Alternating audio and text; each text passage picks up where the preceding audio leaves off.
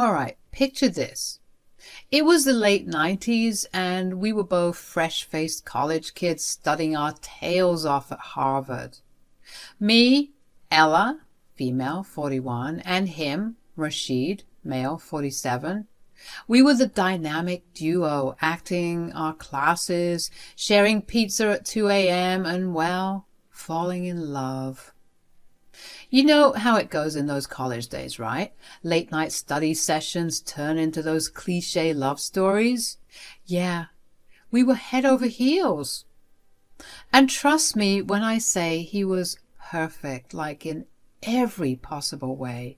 He treated me like a princess and was always telling me how much he loved me. But here's the kicker. While I was all in, ready to tie the knot and start our happily ever after, Rashid was dragging his feet. And it wasn't just a case of cold feet. It was like he had planted himself in cement shoes. Every time I brought up the topic of meeting his parents or, God forbid, getting hitched, he'd get this weird, distant look in his eyes. It was as if he was trying to avoid the topic altogether. So, being the fiery gal I am, I finally couldn't take it anymore. We had this epic argument, and I accused him of lying to me, of hiding something big. Let me tell you, folks, that was the moment things went from 0 to 100 real quick. Ella and Rashid are sitting in their cozy living room, sipping on cups of tea. Ella looks at Rashid with a mixture of curiosity and frustration. Hey, Rashid, can we talk about something? Yeah, sure, Ella. What's on your mind? It's just that, well, we've been together for years now, and I can't help but wonder why you've been acting so weird about getting married and why I haven't met your parents yet. Rashid shifted uncomfortably in his seat. Ella, it's not that I don't want to get married or that I don't want you to meet my parents.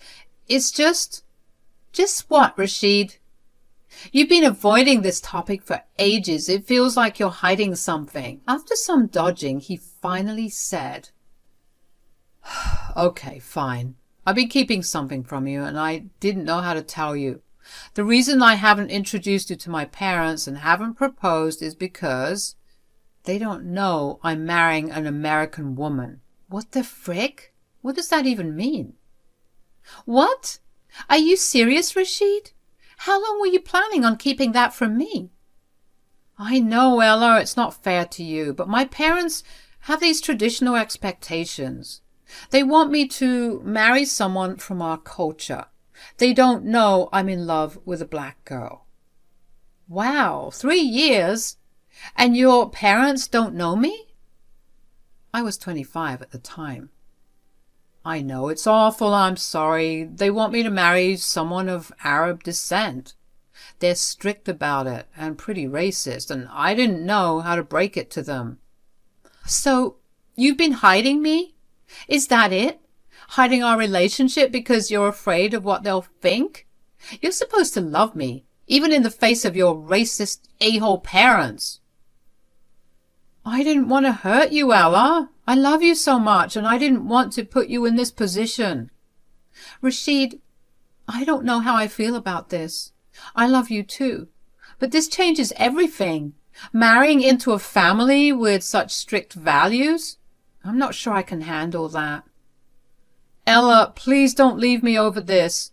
I'll talk to my parents. I'll do whatever it takes to make this work. I can't imagine my life without you. Rashid, I need some time to think. I need to figure out if I'm willing to navigate these cultural differences, and if I can trust you after you kept this from me for so long. I understand, Ella. I should have been honest with you from the start. I'll give you the space you need, but please know that I'm willing to fight for us. I was torn, y'all. On one hand, I loved Rashid with all my heart, and I thought he felt the same.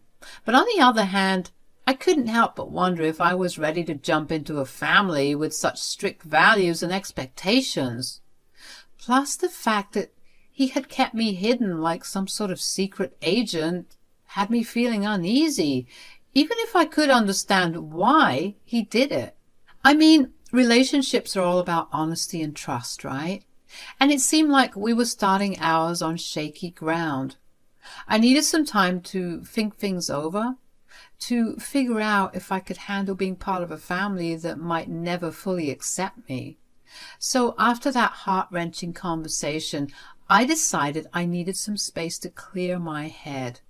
Let me tell you, those weeks apart from Rashid were the toughest of my life. I was down in the dumps, more depressed than I'd ever been. But in my heart, I knew Rashid was my person, my perfect match, and I couldn't imagine my life without him. And so, like a fool in love, I went back to him, telling him that I'd do anything with him or for him for the rest of my life. Ick. After we got back together, we did our best to come up with a solution, but everything was sounding kind of scary. After much soul-searching, Rashid and I decided to take a rather unconventional route. We'd get hitched secretly without his parents knowing. This was Rashid's way of proving that he really loved me. Because Rashid was still scared of his parents, he said he would vaguely tell them he'd found a nice girl from a good Lebanese family, conveniently leaving out the part that I was black and that we were already a married couple. The plan? To surprise his parents by bringing me to Lebanon when the time was right, and convince them that we had spent enough time together and that it was true love. We were hoping for something from a fairy tale, I know. Our scheme was to savor the blissful married life for at least a year before properly revealing everything. The grand finale was to fly to Lebanon and drop the bombshell on his parents. If they couldn't accept us, Rashid would reveal that we were already married and insinuating that it was all too late and that he loved me enough to risk disgracing himself. It all sounded like a brilliant plan at the time. Now, you might be wondering how I agreed to this. Well, let's just say Rashid was quite the persuasive guy when he has his mind to it. And maybe, just maybe, I was so head over heels in love that I let my better judgment slip away. Oh, time flies when you're having fun, doesn't it? That year of enjoying our lives as a married couple went by in a flash. Everything felt perfect, and Rashid made sure I knew how much he loved me. He reassured me time and time again that he would always choose me in the end. But as that first year ended and we got into our second, I couldn't help but wonder when we'd make the trip to Lebanon. He wasn't making plans like he said he would. I'd brought it up a few times, and each time Rashid seemed to put it off. He'd get all nervous and wary, saying he needed more time, that the longer we waited, the better. He believed that being married for a longer period would prove to his parents just how committed we were. And to be honest, we were really enjoying our time together, and we were procrastinating that impending wrath that we'd get. Our love was stronger than ever, and the thought of facing his parents' reaction was daunting. So against my better judgment, I agreed to wait one more year, but no more than that. I couldn't deny that a part of me wanted to believe that Rashid was right, that more time would make things easier. So that's what happened. We continued our lives as a happily married couple, cherishing every moment together while I counted down the days until our journey to Lebanon. During that time, I decided to take matters into my own hands. I was determined to make a good impression on my strict in-laws, and I thought learning Arabic might be the way to do it. So I dove headfirst into learning the language, and let me tell you, it was no easy feat. I spent hours poring over books, listening to podcasts, and practicing with Rashid whenever I could. I was on a mission to prove to his parents that I was serious about him and their culture. By the end of the year, too, I was nearly fluent in Arabic, and I thought, this is it. They'll surely be ready to meet me now. But Rashid, well, he was still hesitant. It felt like he was dragging his feet again, and I couldn't understand why. I mean, I had put in all this effort to learn their language, spending hours learning about Lebanese culture and how to cook Lebanese food, just to embrace their culture and prove my worthiness as a good daughter-in-law. And yet, he was still stalling. I knew I had to put my foot down. It was time for us to face the music, especially after I overheard conversations between Rashid and his parents. They were wondering when he would finally bring his dear wife to Lebanon. It was as if they were growing impatient too, and I couldn't let this go on any longer. Rashid, we've been patient long enough. When are you going to bring her to Lebanon? I want to see this girl. Yes, son, it's been 2 years now. I'm sure her family is impatient as well. Mom, Dad, I promise. I've been thinking about it. It's just that... No more excuses, Rashid. We deserve to meet your girlfriend. Too much time has passed. We've waited long enough, son. It's time to introduce her to the family. Rashid mumbled some more things about booking the tickets, and that was that. Well, not long after, we made our way there. So there we were, in Lebanon, ready to face Rashid's family. It took a lot of pushing and a month of planning to get Rashid on board, but we finally made the trip. I was nervous, but mostly I was hopeful that things would somehow work out. When we arrived at his parents' place late at night and revealed that I, Ella, was not only black, but his wife, things got ugly, like really fast. His parents were furious, yelling at him for bringing a girl like this into their home. Rashid tried to defend me, but his family's anger drowned out his words. I didn't back down either. I spoke in Arabic, trying to show that I respected their culture and that I was committed to Rashid, and that their views on Africans, African Americans, were wrong. But it didn't make much of a difference. If anything, they saw me fighting as defiance. Myra and Malik were beyond angry, calling Rashid a disgrace and making racist comments about me. It hurt. I'm not going to lie.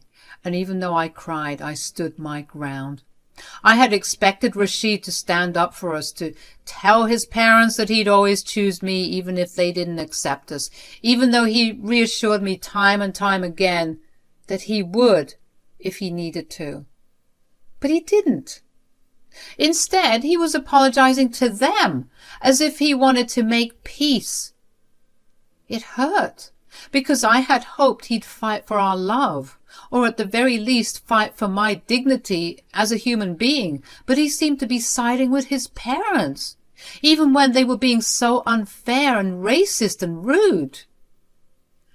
At that moment, I realized I might have been too hopeful and naive to think our love could conquer everything. It was a tough pill to swallow, and I felt hurt and betrayed, not just by Rashid's parents, but by Rashid himself. After being shown the door at his parents' place in Lebanon, Rashid and I had to book a hotel room, which was our plan B all along. But instead of celebrating our newfound independence away from that toxic part of the family, as was planned, we found ourselves arguing. I couldn't help but ask Rashid why he didn't stand up for me like he said he would. Rashid's response was that he had panicked, and the reality of the situation was nothing compared to the worst-case scenario he had envisioned. He argued that it wasn't fair for me to put all this pressure on him because, after all, those were still his parents. We had some heated exchanges, but eventually, as always, we made up. I think it was partly because a few days had passed and I depended on Rashid to help me navigate my way through Lebanon. We patched things up quickly and decided to return home to America. Back in the U.S., Rashid told me that he couldn't cut off his parents because he respected them too much. He wanted to try and mend things and get back in their good graces eventually. Our marriage was a bit rocky after the whole Lebanon ordeal, but Rashid tried his best to prove to me that he was serious about us. He was consistent, showing his commitment day after day, and that eventually convinced me that one day his parents would come around. 2 more years slipped by, and I was getting pretty antsy. I'd wanted to start a family, but I couldn't wrap my head around bringing kids into the messed up family drama we had going on. I told Rashid how I felt, but he just kept dragging his feet, making empty promises about talking to his parents. Every time Myra and Malik called, it was either to ask if he'd kick me to the curb or to give him an earful for supposedly disgracing their family. I tried to get him to see that some folks were beyond saving and he needed to cut ties with them, but he clung to hope, thinking he could patch things up with his family.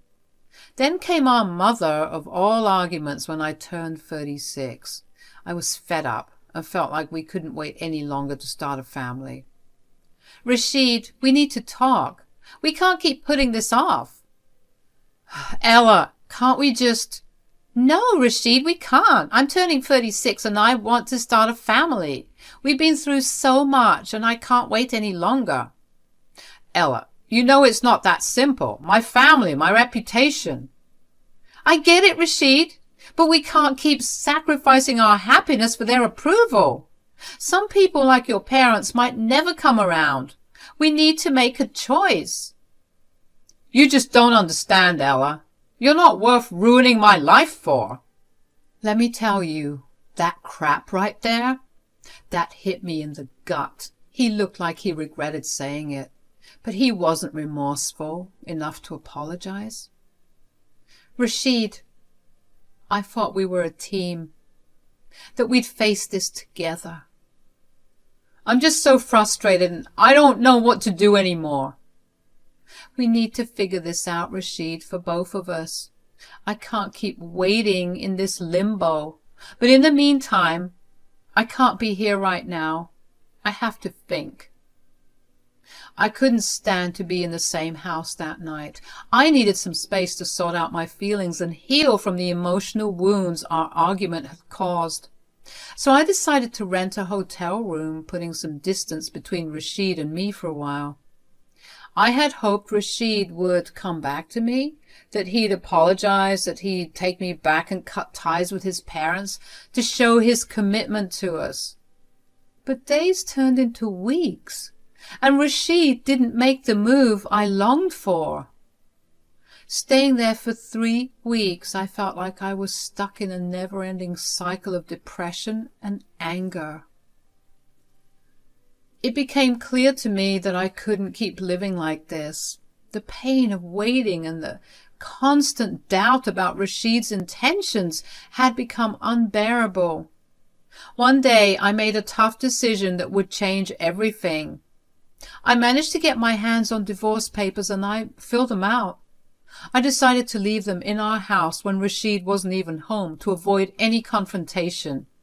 Deep down, I knew he had a way of talking his way back into my life.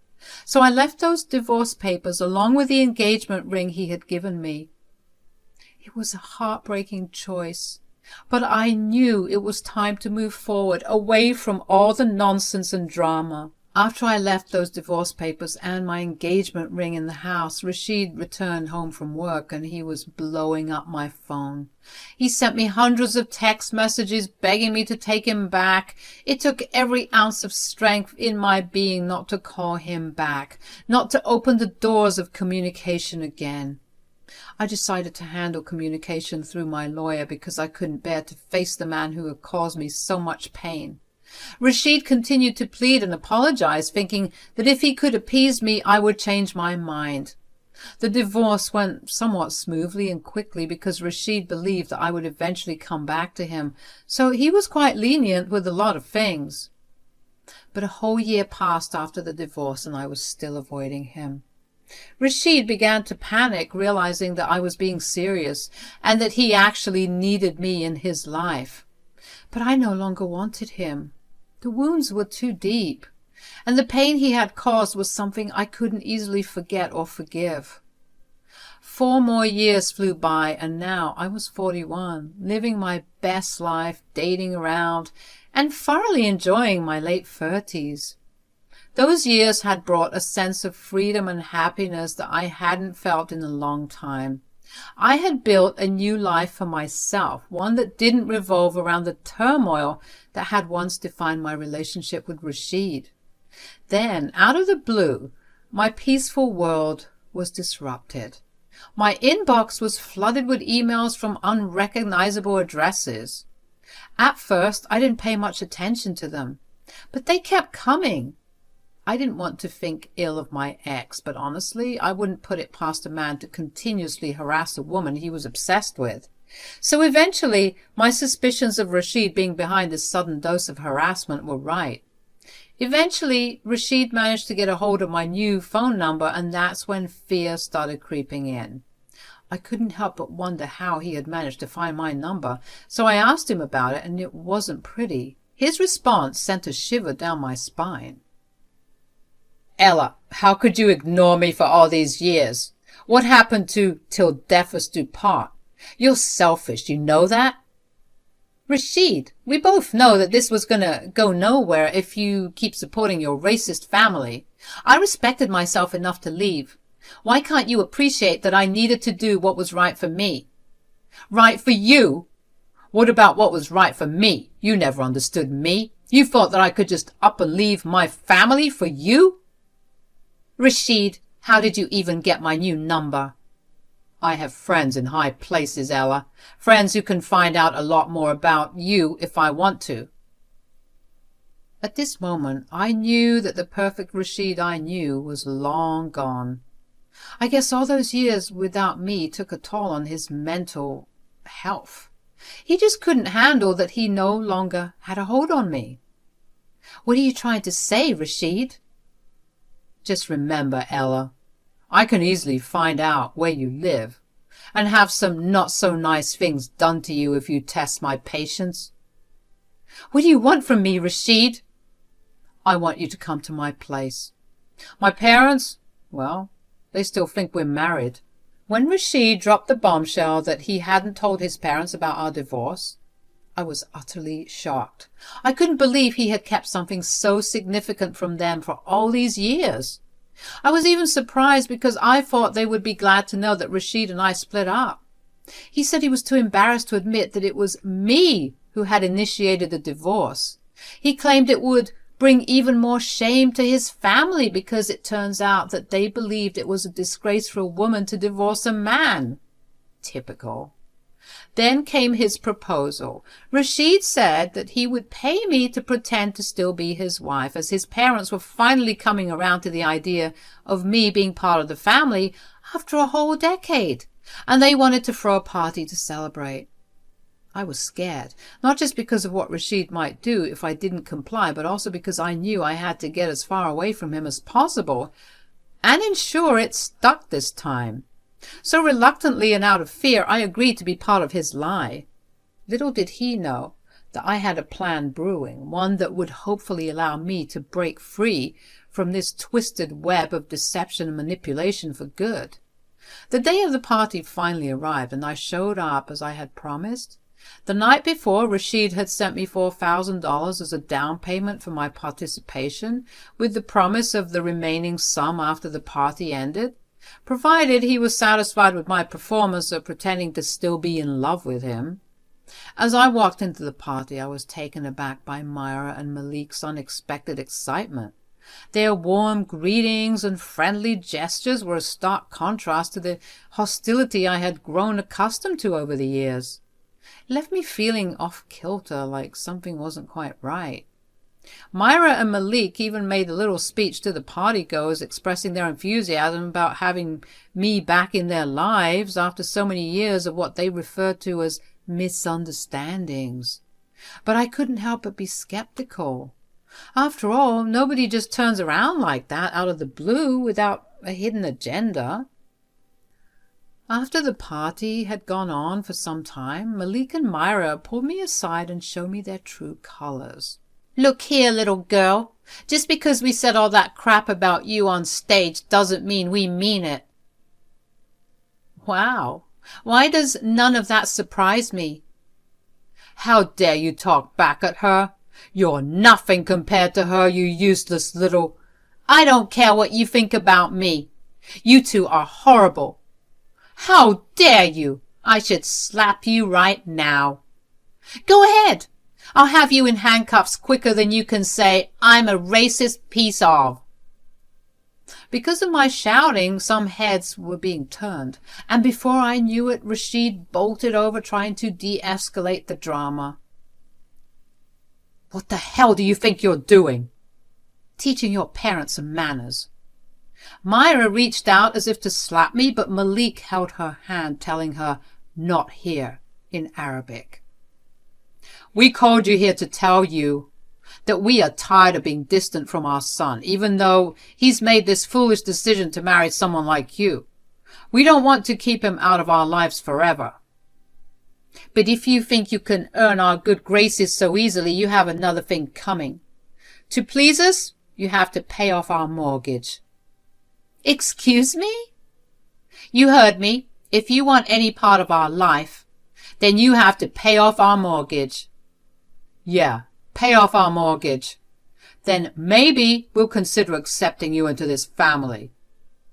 Are you kidding me? You want me to pay off your mortgage to be accepted by you? You've got some nerve. Myra and Malik went back and forth, saying that the only way they'd accept me was if I bought their love. And you want to know the funny thing? They weren't even doing this because they were poor. In fact, they were pretty loaded. They were doing this just to humiliate me. I was getting sick and tired of their God complex, and I didn't care about getting the rest of the $4,000. I knew I had to make my move and get my revenge. You two are so delusional. I divorced Rashid 5 years ago, and I couldn't care less about your approval. Myra and Malik were stunned. Their jaws were on the floor, and then they turned to Rashid with disgust. You've brought so much shame to this family, Rashid. You mean to tell me that she divorced you? We moved to America just to be closer to our idiotic son. Rashid tried to do some damage control, but it was too late. Malik and Myra were furious, their faces twisted with anger and embarrassment. They left the party early, their voices filled with resentments as they vowed to never speak to their son again because of what they perceived as his stupidity. Rashid, overwhelmed by the drama of it all, burst into tears. Embarrassing, I know. His biggest fear had just come to pass.